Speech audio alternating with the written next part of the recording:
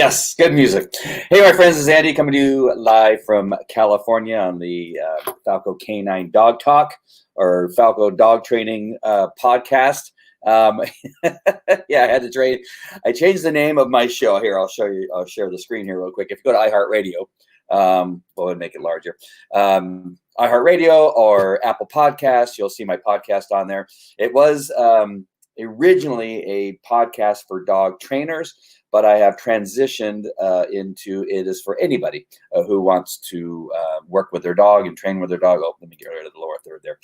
And so, yeah, you can just find it on iHeartRadio and go there. It's the recording. It's the audio recording of these particular shows, and it goes, back in the past. And so, again, the reason I wanted to tell you that some of the older versions will be talking to you as if you are a dog trainer, still good information, still information as a pet dog owner. If you're not a dog trainer that you may want to listen to, but just understand the show transitions into more of me talking to a pet dog audience. And that is including all this detection dog work that I'm talking about. I'm going to explain one more time. Hey, Amy, nice to see you. Because I'm always looking for, or have, as long as I've been in the dog training business, is alternatives for dog owners to do things with their dogs. And so, because you can go for a walk with your dog, right? Everybody can do that. People can play fetch with their dog or throw the frisbee for their dog. Those are pretty normal things. Go to dog beach, that kind of stuff.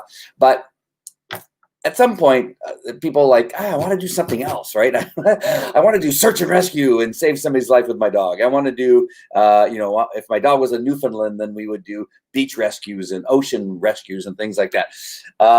If my dog was a German Shepherd, we'd do police work, whatever that may look like. But there are things you guys can do with pet dogs that is like detection work, and it's totally fun, where you can teach your dog how to find the remote, for instance, in your house, or just a specific thing. There's fun nose work, which is a competition for civilians, teaching their dog to find 4 or 5 specific odors that you compete at different locations and have fun doing it, and it's fun. The great thing about detection work, and the reason I thought I'd do a couple series on it. Hey, Robin, nice to see you. Nice to see you live the other day, too. I went out to Arizona the other day and met up with Robin. It was pretty cool to see. So as you're looking into things to do, the detection work is fantastic, because detection work requires a dog to do a few things with its body and mind that simply playing fetch does not do. So playing fetch, typically, it's like you doing something that you can do really well, and you no longer have to think about that. It just now becomes a part of the actions or the muscle memory. So throwing the ball, the dog chases it, gets it, picks it up, brings it back. That's all physical. Now, the thing with dogs is that they are good with most dogs, not all dogs, but most dog breeds, especially dogs like, Belgian Malinois, German Shepherds, some Labrador Retrievers. The activity is just what their body has been built to do. So you can, with a dog with a lot of energy, you can throw a ball for a very long time and make almost no difference in that dog's energy level. As a matter of fact, you get home and the dog goes right back to getting into trouble because of the inability to control the energy that's causing him to get into trouble, whatever that is. Barking along the fence line, pulling up the sprinkler system in your backyard, or pulling the cable off your wall. So you need to find something else that stimulates the brain, because dogs get faster, dogs get tired faster with mental stimulation than necessarily physical stimulation. If you can cause a dog to use its brain, that includes its olfactory system and everything that's in the olfactory system, and its body, you will exhaust a dog for the night.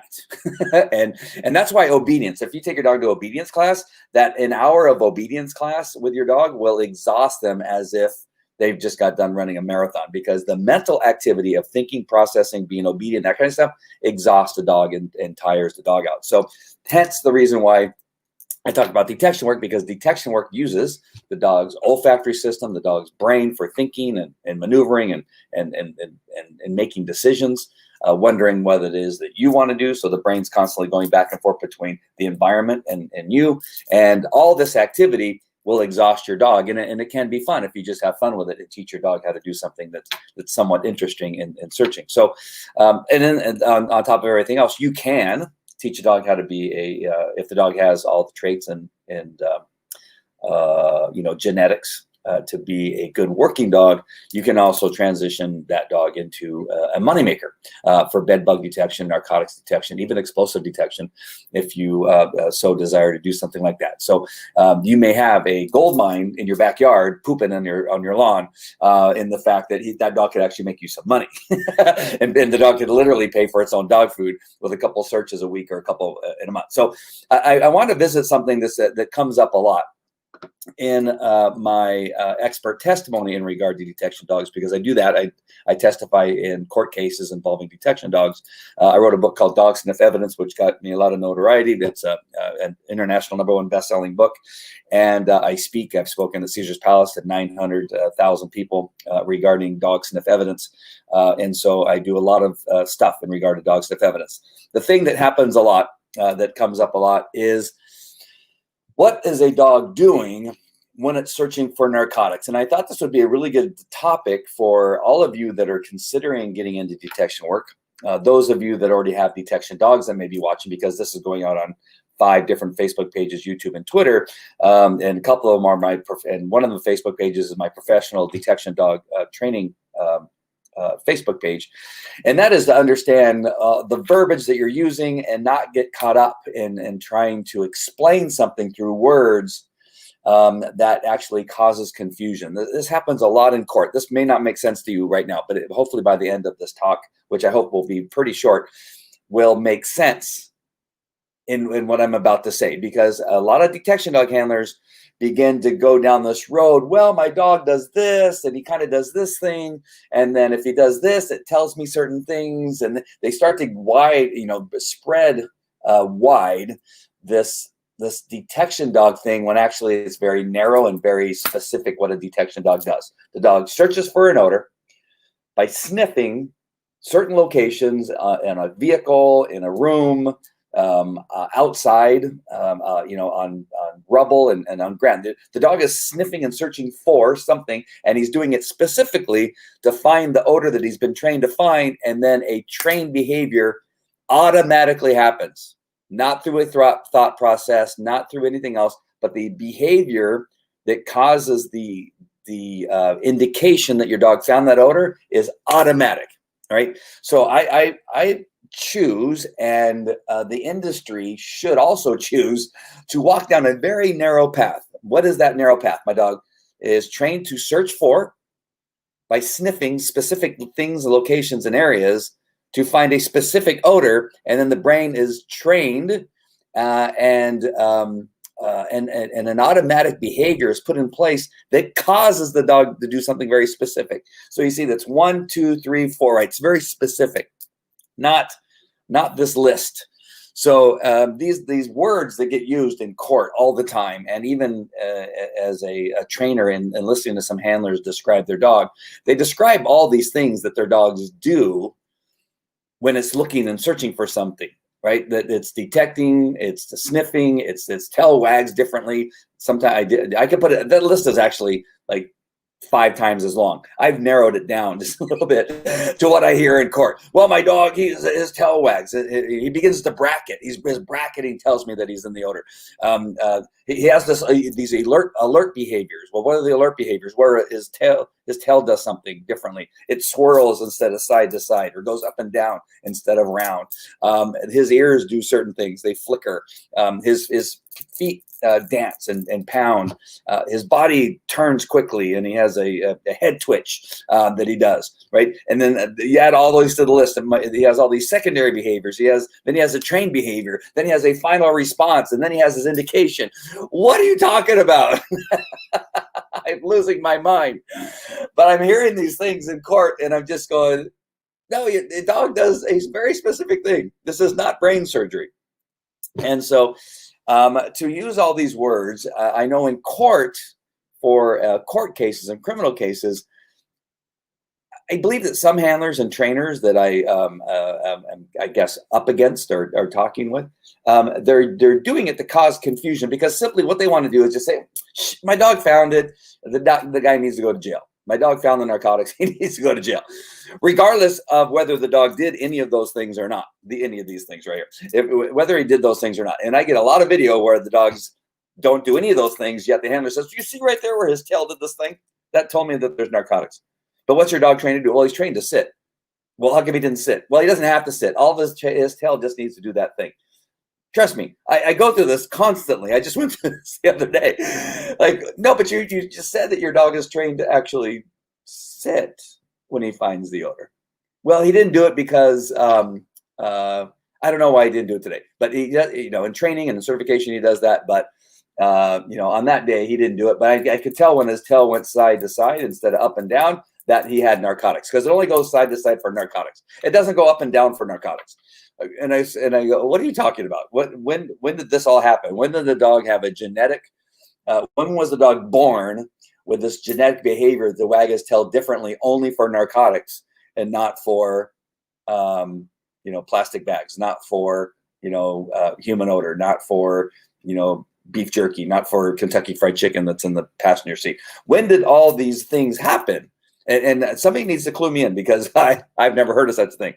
But I hear this constantly. All these different words that are used here to some handlers means that the dog found narcotics or explosives or bed bugs. That when my dog is sniffing, he found narcotics. No, that's what he has to do in order to decide whether there's narcotics or not. And in other words, the dog actually has to be sniffing the vehicle. Just because he's sniffing doesn't mean there's narcotics. He's sniffing the vehicle because he has to sniff the vehicle in order to find the odor of the narcotics. And so since when did sniffing become an indication that there was narcotics? When did that happen? And so I'm promising you, these are literal conversations that I have that sometimes have me on the stand for hours trying to explain the difference between a sniff, the dog sniffing, and the indication or the final response. These two things are the same thing, but they're two different words, right? And some people will use them, some handlers will use them differently. Well, my dog didn't give the indication, but he did give the final response. And I go, what are you talking about? Why are you doing this to this poor old judge who's 80 years old? You're going to cause him to have a stroke. You're using all these words, and they're all either different or they mean the same thing, and you're causing confusion.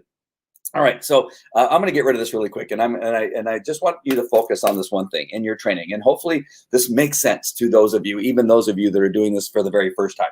And I want to break it down really quickly, easily here, I hope. And that is, when you are training a detection dog, what you're doing, as we did in part 1, and I talked about marrying the dog's toy, unless you're training a food reward dog, where you're going to marry the specific treat that you're using to the odor that you want the dog to find. So you have to bring those two together. So how do you do that? There's a couple ways of doing that. The toy method is much easier, and that's what I've used for 30 years. That's what most dog trainers in the detection dog world do. No, they don't. Not most. Most will use food. All right, listen to me. I've been in this for business for a very, very long time. Most professional detection dog trainers use a toy. I know in your world they use food, but I'm telling you. But it's very easy. You can say this is a terry cloth towel, just for instance. Just pretend this terry cloth towel that is made out of terry cloth, obviously. And you take that towel and you put it in a jar along with cocaine, just as an example. You let it sit in that jar of cocaine for a week or two, and then you can take that toy out, and now it smells like cocaine. That toy, without actually having any cocaine on it, hopefully, smells like cocaine. You can play fetch with that. The dog picks it up, and he's now picking up a toy that has the odor of cocaine. Now, every time you throw it and the dog goes to get it, and he puts his nose on it and smells it first to confirm that it's the toy that he's been playing with, he will draw in that cocaine odor along with all the other odor of the terry cloth, the rubber bands, the plastic bag that's may or may not be inside, for whatever reason you have something in there. And so when the dog goes and smells it, he smells the toy, cocaine, terry cloth towel, rubber bands, and he picks it up with his mouth as he's running. He's breathing in his mouth. He's breathing and smelling also. Dogs smell through their nose and their mouth. And so that odor as he's running is now imprinting that his toy smells also like cocaine. And you repeat that over and over again. So there's one example. Another example is you take a cinder block and you put the toy along with bed bugs. Since you can't necessarily cook bed bug odor on a toy, you can, but it's a lot smaller bug and it takes a little bit longer. You put the toy and the bed bugs in the same cinder block, and you have a series of other cinder blocks that have other things in there, like plastic bags and rubber bands and that kind of stuff. As the dog comes along and smells those things, but smells the one that has the toy along with the bed bugs, you repeat that over and over again. The dog is smelling both the toy and the bed bugs at the same time. And over time, that the bed bugs become part of that odor. As time goes on, you have to remove that toy slowly by cutting it in half, maybe, or cutting it into a quarter, or just simply removing it. And then when the dog shows interest on the bed bugs because there's an association now you reward from a secondary toy. And now you've married the odor that you're trying to train and the dog's thought process that I get my toy and that odor are married. They are the same thing. So that's why I get excited when I smell bed bugs, because it reminds me of my toy, smells like my toy, or is an association with my toy. You see what I'm saying? So that was a very quick version of talking about how you marry those two things together. I talked about it on the first video of this thing. I will go into more detail later on, but this is really important that you get this nomenclature and understanding how this whole process works, because it's getting very convoluted. This one video is not going to change the world, I know, but I want you people, you that are watching, you that are hoping to get into the detection process, to understand these things are very specific. You begin to widen it out with all these words, and in your mind, it will become very convoluted, and you'll begin to believe your own lies that you've been telling yourself. All right, so I want to narrow this down specifically to a couple different things. So now you have the odor, all right?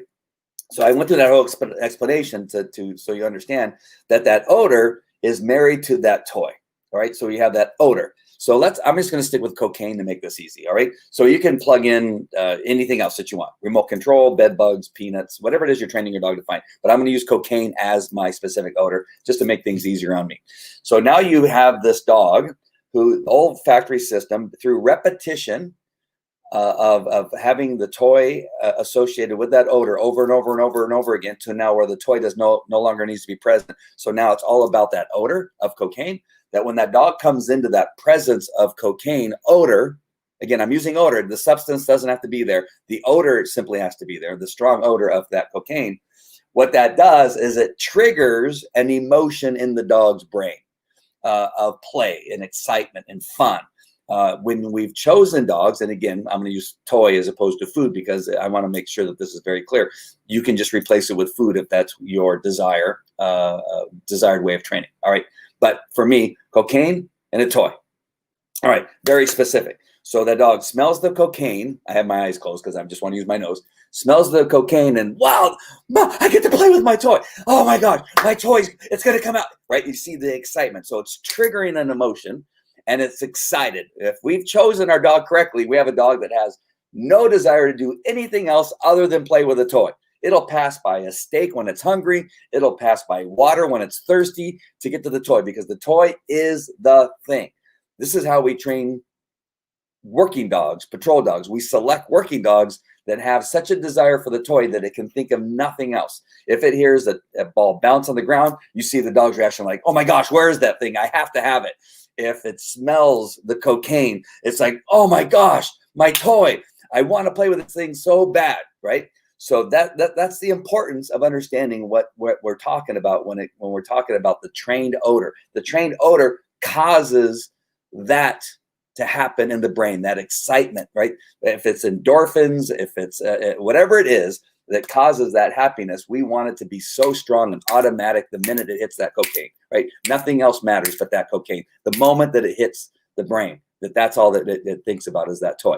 Okay, why am I harping on this so much? Because that is so important. It's so important. If there's a question, if there's a doubt, like, is that cocaine or is that almonds? Or is it talcum powder? Or is it, right? So the dog we don't want the dog coming into the odor of cocaine and go, that kind of, wow, I would be excited for this if I thought that it meant my toy, but I'm really not sure. Do you see where now if you don't have that reaction, it causes doubt and other things begin to happen. The dog will then begin to kind of like smell it, get excited for a second, and then leave. The dog will come and go, and stop, think about it, and then continue working. All right. Unless you've married that smell of cocaine into the olfactory system with the toy thought, or the thought of playing with the toy, unless you've firmly married those two things up, then you're going to have this, maybe, maybe not. You see what I'm saying? So that's why this is so important. Hey, David, nice to see you. And so that's the first thing. So you've married firmly this odor with this response to the dog.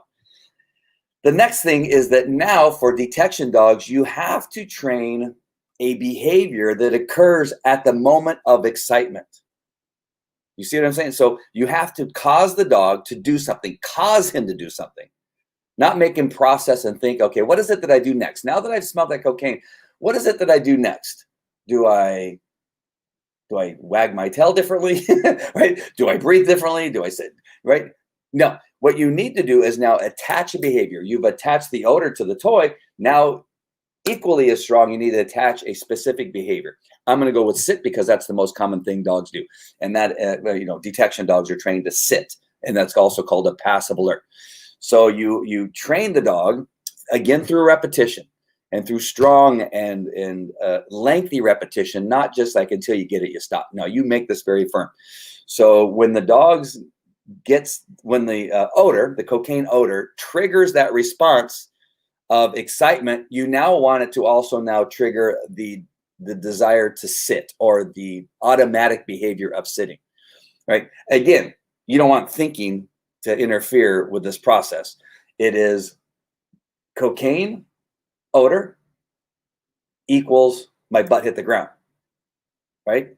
So it's the excitement level has now switched to my butt hits the ground, and now I get excited.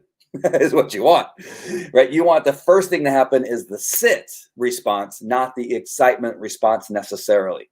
And again, you only do this through repetition. You make sure that you do it as many times as possible, whether it's using cinder blocks or cardboard boxes or whatever method, scent boxes.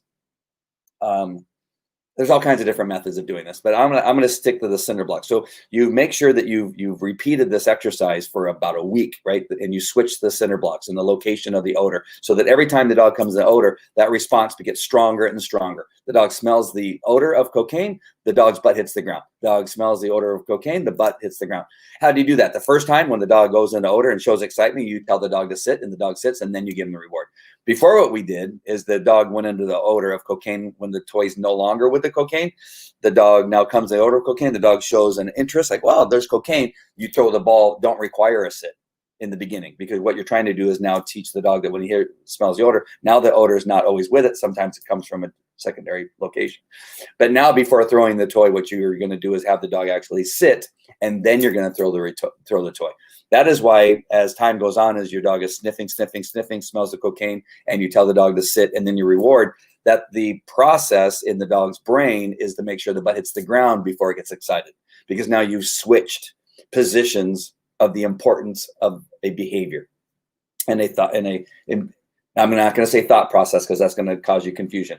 The trigger, right? You've changed positions of the trigger. The trigger used to be smell the cocaine, get excited. Now it's smell the cocaine, sit, and then get excited.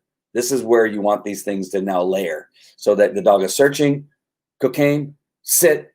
Now the dog gets excited. Now the dog like sitting on the ground, like wagging his tail or pushing his nose up against that thing, going, I smell it. And now you've switched the positions of the trigger, so that now it's very clear.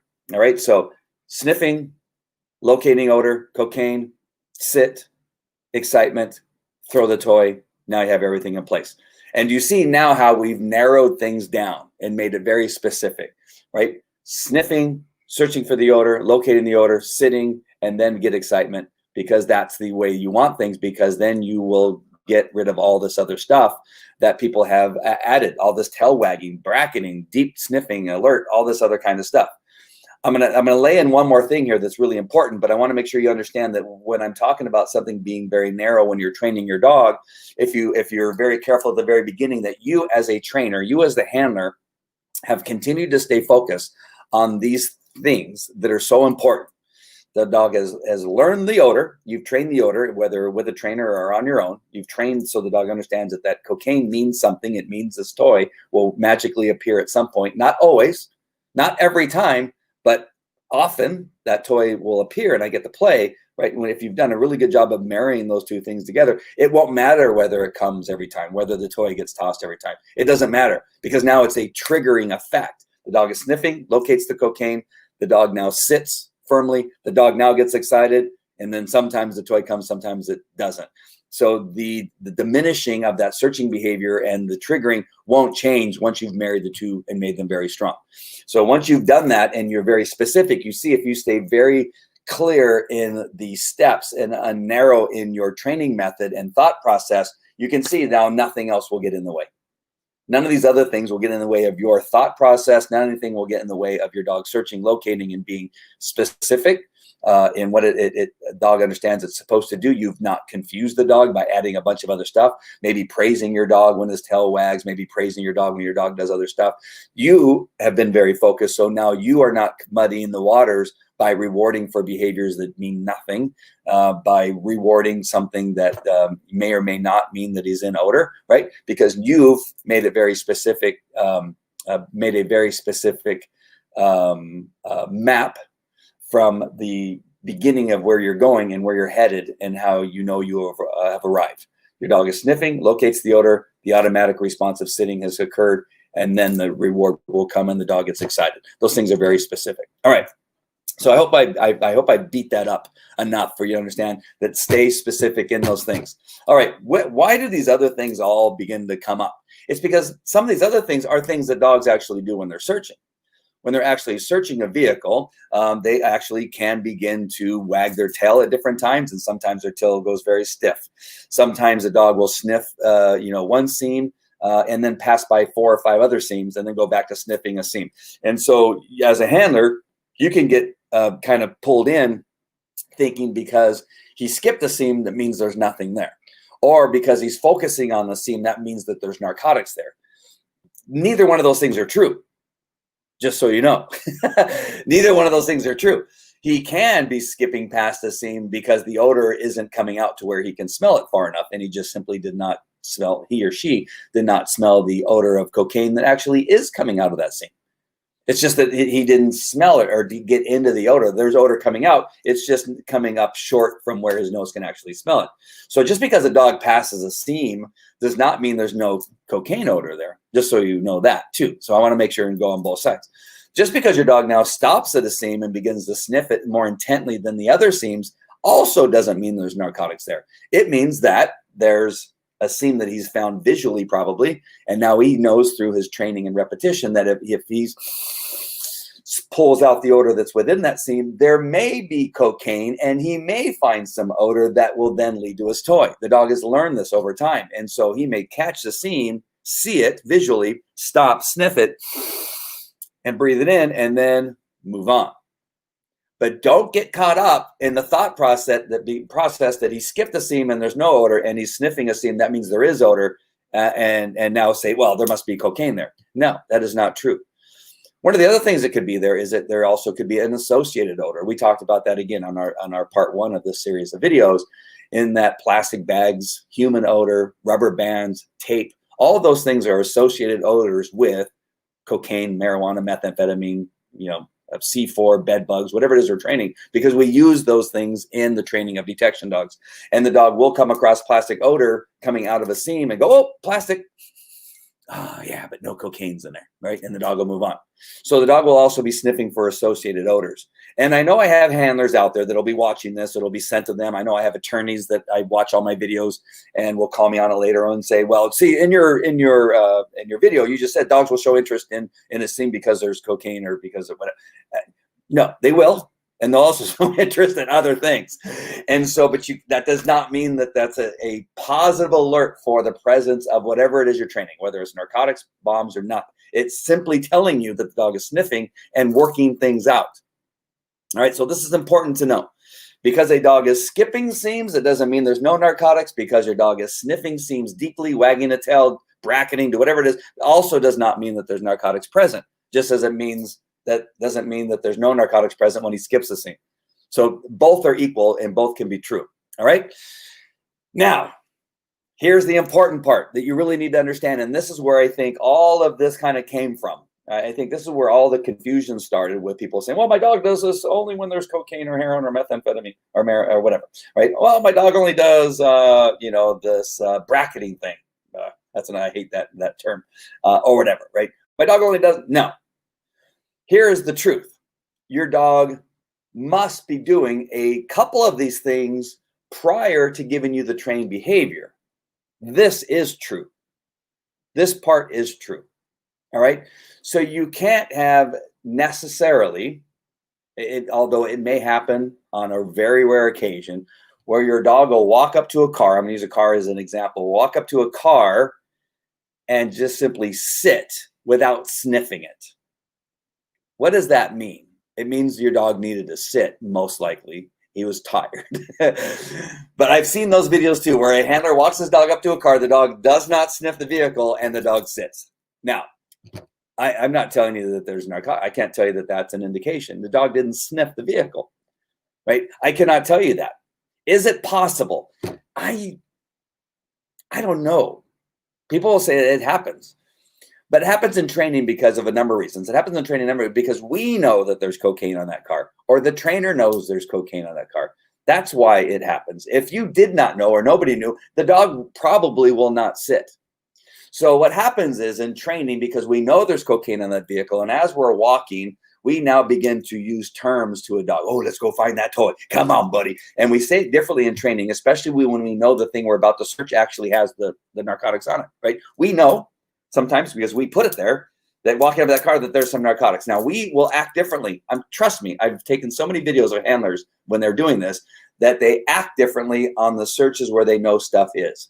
And so a dog can actually pick up on those little subtle changes of your body language, of the way you're saying things, the tone of your voice, and they know that there's something on there. And so they just shortcut everything, and you walk up there with that behavior that you often give when you know that there's something there, and the dog will sit and say, well, just give me the toy. I know there's something on there because of the way you're acting, right?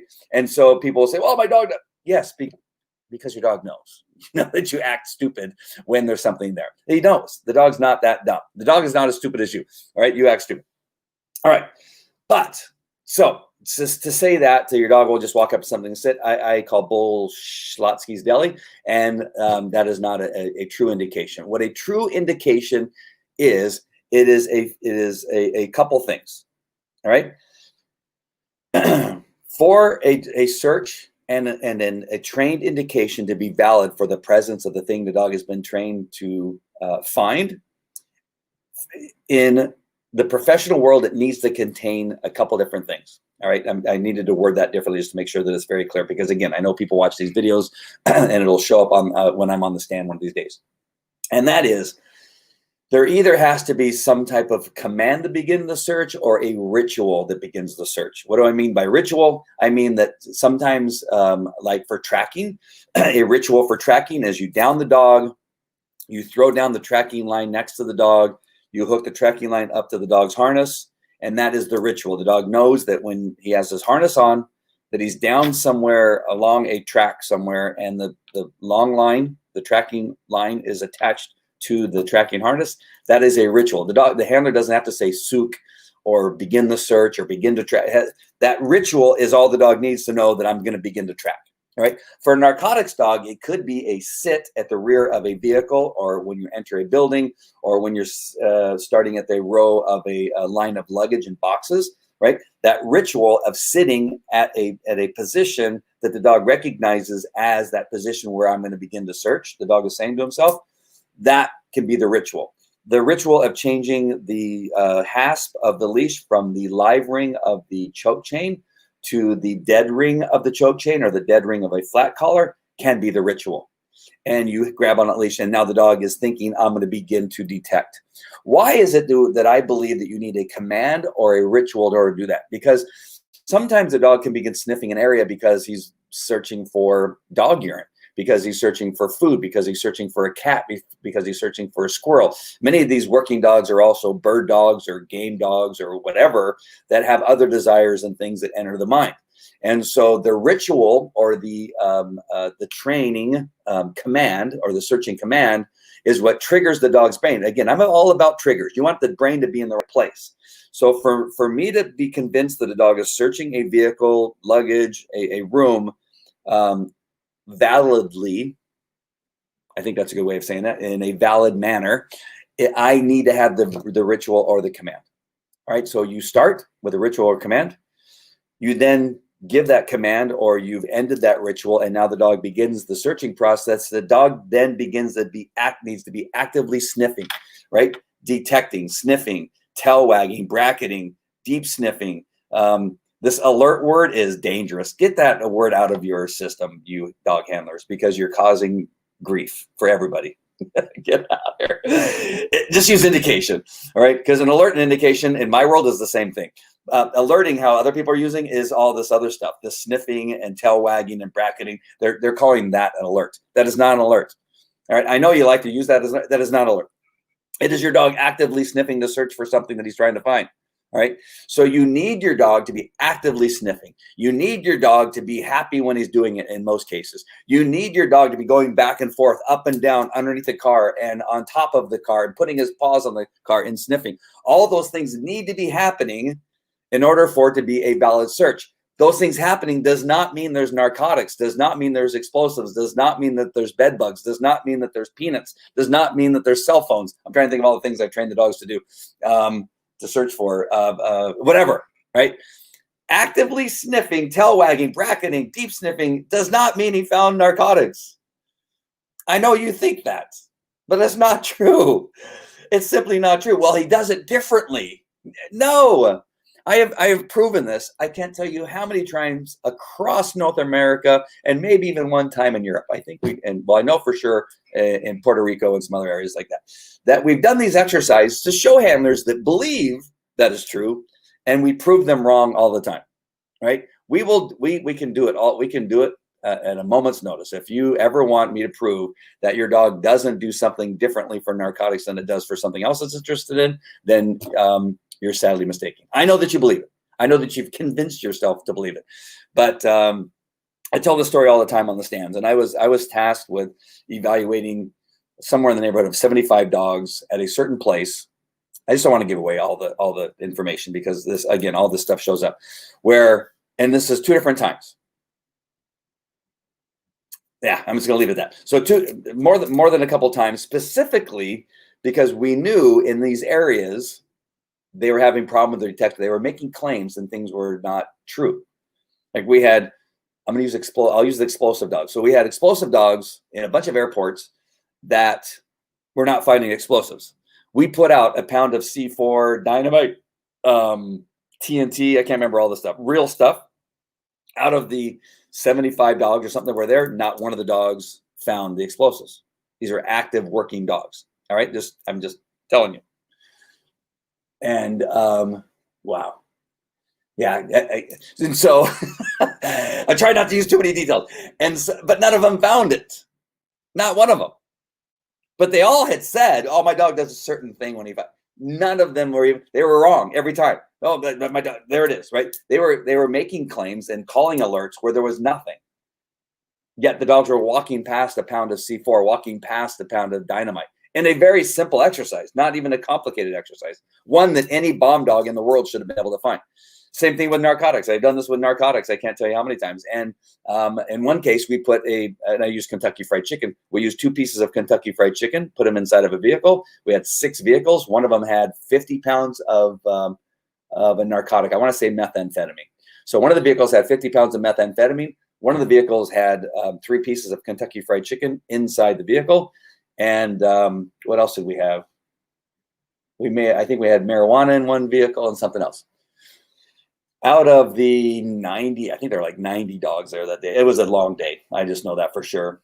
About 80%, 75 to 80% of the dogs and the handlers called alerts on the vehicle with a Kentucky Fried Chicken. Why? Because they believed that they knew their dog did these things differently around narcotics. 75 to 80% of the dogs failed the exercise because they called an alert on the car with the Kentucky Fried Chicken. As a matter of fact, one guy was so fast that he opened up the car door, sent his Malinois in there. I don't know why he did this, but he just pulled the door open before we can tell him no. The dog went in and nearly died and choked on one of the breasts of the Kentucky Fried Chicken because we couldn't stop him fast enough. The Malinois had shoved the entire chicken breast in his mouth and then tried to swallow it before the handler could get out of his mouth, and it got lodged in his throat. The dog almost died. We had to reach into the dog's mouth and actually physically pull the chicken breast out of his throat. Why? Because the handler believed that these things, when done somehow differently, or they perceive them done differently, means that there's something there in relationship to the odor that's been trained by the handler for the dog to find. That is not true. And again, I don't know how to break this news to you, but it's simply not true. The truth is, you do need the dog to be doing these things before he gives you the final response or trained indication. You need these things to be occurring prior to the final indication or trained behavior, whatever you want to call it. All right, so I want to be very clear. If you have these things, but no final response and no trained behavior, no trained indication, then you have a dog that's simply searching and locating, trying to locate the odor that it's been trained to find, but has not been successful. You can have all these things and not have narcotics present, not have explosives present, bed bugs, or any other things. Right. So, and it's because it's very clear. When you train a dog, when you selected the dog properly, you have a really good handler and you've trained properly, it's very specific. You've convinced the dog that that odor that he's been trained to find is tied directly to the reward, whatever that is, food or toy. And when the dog is sniffing actively and locates that odor, then the brain is triggered to perform a trained response first, and then it get excited for what comes afterwards. Those things are very clear. All right. So I hope I did a decent job. You can't imagine how many times I've talked about this on the stand when talking in these criminal cases. This is so present in all the cases, because handlers just have this weird perception that they can go into court and say, well, my dog's tail wagged in a circular fashion, and that told me they're narcotics. Did you ever train your dog to do that? No. It's just he genetically he does that. Yes, that's what they say. They say my dog genetically does that for narcotics, but he doesn't do it for anything else. Okay, I'm not a scientist, although I've probably done more research on this than most scientists around. But genetically, I don't know a dog that's ever been is genetically prone or has been birthed to find narcotics. I don't think that that's ever happened. All right. And so I can sit there and be dumbfounded sometimes. Hey, Jason, I see you. Get excited all at the same time. Get excited all the time. Oh, you get excited all the time. Yeah. Well, the dog. So yeah. And some dogs are like that all the time, just like you, Jason. You know, they're like, and they're all having a good time. Like, how do you know? I mean, and I just kind of laugh. I have handlers too. Well, I know my dog better than this guy that's on this. This dog guy has never seen my dog. How does he know? Listen, dude, I've trained thousands of dogs all over the world. My job is to know your dog better than you do. That is really my job. You have preconceived ideas. You have preconceived thoughts. You have a love for your dog, which clouds your decision-making. And that's why you need trainers. You need trainers to come in and say, all right, now what you're doing is not correct. And what your belief system is telling you is also not correct. This is my job. All right. So hopefully all this made sense. Hopefully I've clarified so that as you're getting started, that you keep those things in mind. Train the odor.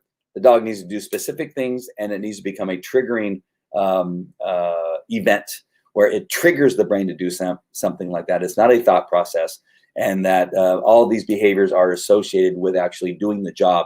It doesn't mean that there's narcotics present or not. It's just part of doing the job. And then the trained indication is the end all be all. That's the signature on the warrant. Facebook user says terriers are genetically programmed to find rodents, but this is absolutely different than trained owner. Absolutely.